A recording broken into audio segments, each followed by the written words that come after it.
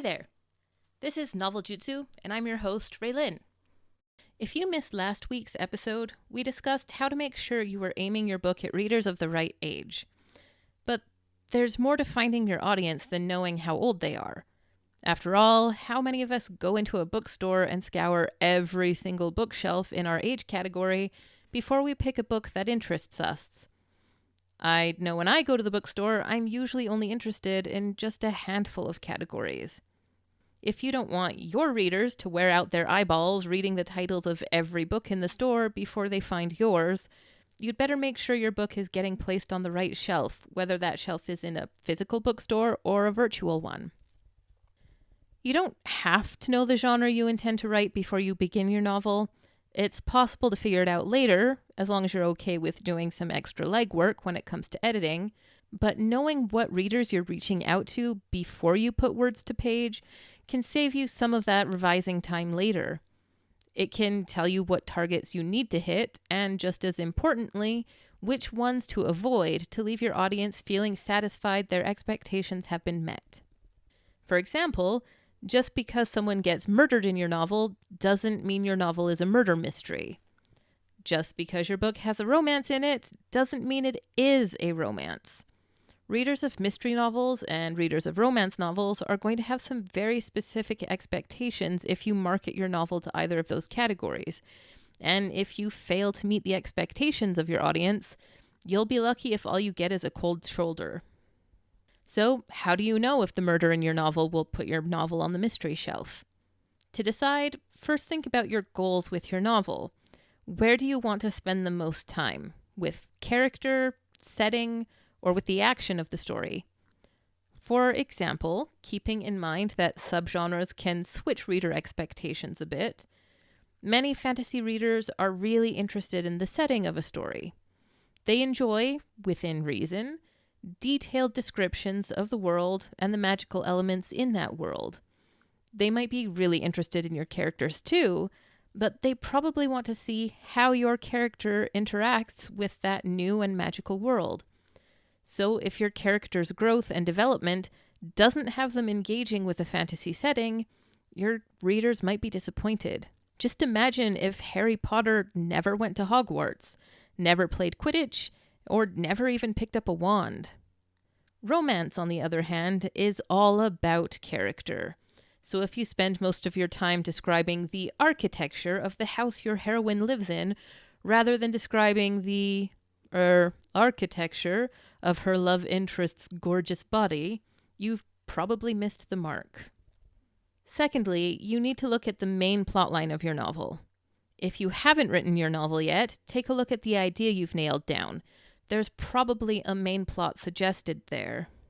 Whatever that main plotline is, it's probably a big indicator that will help you pick a genre for your book. In the first episode of Noveljutsu, I mentioned how the very first novel I ever wrote was a really bad Twilight, only with the focus of the story on the evil vampires in town rather than on the romance. So while Twilight was definitely a romance novel, my novel was not. Now that you've isolated the main plot of your novel, hold it in your mind.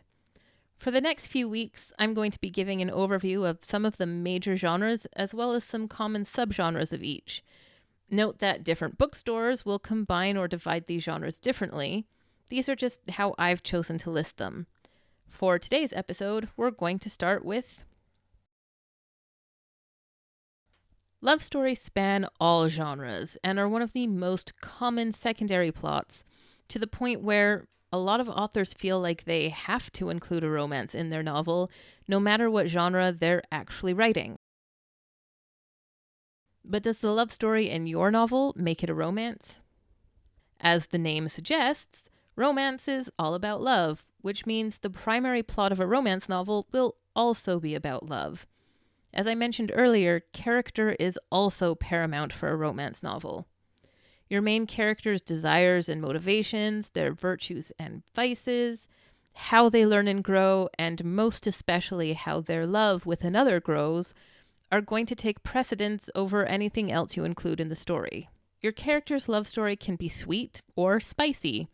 They can do the deed on page 1, or maybe they only get as far as a first kiss by the end of the book. Some romance novels don't even get that far. If your book ends in your lover's breakup or their tragic deaths, however, you probably haven't written a romance. While there are some exceptions to the rule, romance readers are almost always looking for your characters to have a happy ending. Most romance still heavily features heterosexual couples, but there is an increasing demand from industry professionals and from readers to see more romances featuring LGBT couples. Likewise, while romances in the Western world are primarily written for a female audience and have a female protagonist, this isn't universally the case. Anyone who's ever stumbled into the plethora of harem anime can tell you there are definitely stories out there that are absolutely romances, but are intended for a very male audience. Romance is a huge and diverse genre that often overlaps with other genres, creating a wide range of subgenres that include, but are not limited to.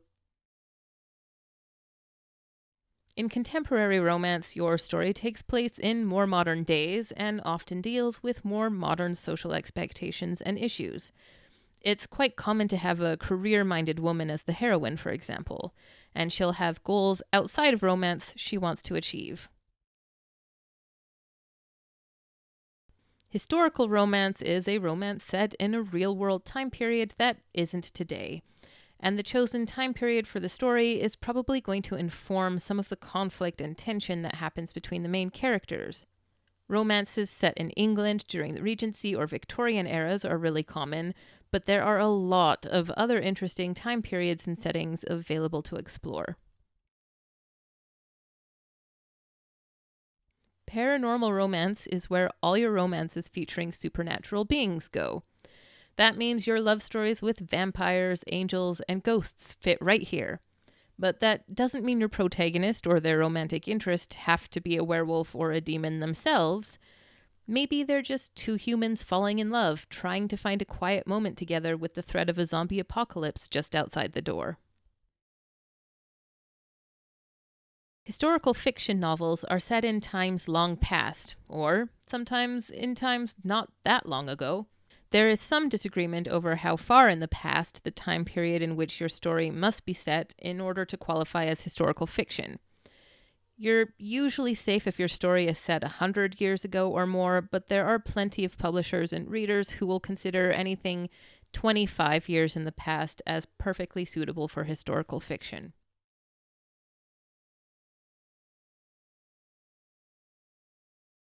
Historical fiction assumes a real-world Earth as your setting. That means that even if you play with history to invent a new fictional town or event, real places, historical events, and even people are likely to feature heavily in your novel. That's why J.R.R. Tolkien wasn't writing historical fiction when he wrote The Silmarillion. Even though a lot of his writings were imagining a rich mythos for early Europe, his lack of recognizable, real-world settings, people, and battles leaves him standing firmly in the realm of fantasy. Depending on the subgenre of historical fiction, the amount of historical accuracy expected will vary. Some genres let you get away with making a lot more changes to history than others will. But you generally want to be as historically accurate as possible, not just to events, but also to the cultural and societal norms of the time. To prepare for my own historical fantasy novel, I researched a lot of Canadian history, looked up photographs and old maps. I read memoirs. I found a transcript of a criminal trial that was relevant to my story. And I even stumbled upon a transcript of a very delightful journal of a young school teacher living in the area at the time. Seriously, she was a riot. This doesn't mean that you can't change anything from history, but a general rule of thumb is to change only what you must to tell the story that you intended to tell. Just like with the romance genre, historical fiction can pair with pretty much any other genre out there. I already mentioned historical romance, but here are a few other subgenres. This is where you take a historical event, often one of major consequence, and you imagine how the world would be different if that single event hadn't happened or if it had happened differently. Maybe you take a major battle and show how you imagine the world or a portion of the world would be very different if the other side had won. Maybe you imagine a North America in which neither the Vikings nor Christopher Columbus had ever arrived. I can think of a few people who would love to read that book.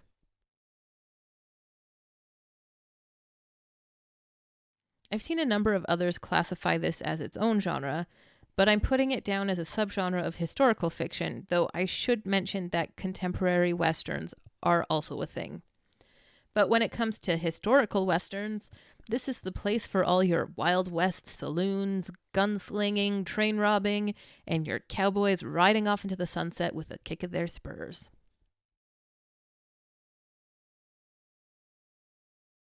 When you add magic or fantastical creatures to a historical novel, you get historical fantasy.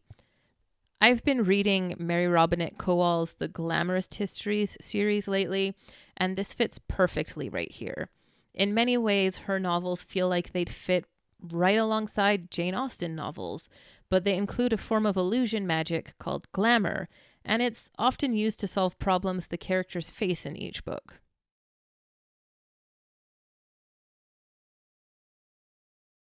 Depending on how close you're sticking to history, your time travel story may or may not qualify as historical fiction.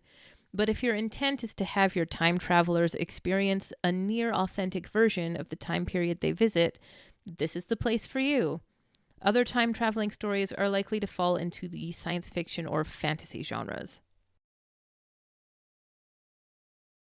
Since we still have a lot more genres and subgenres to discuss, I'm going to hold off on Project Noveljutsu updates and issuing challenges until we're finished this discussion.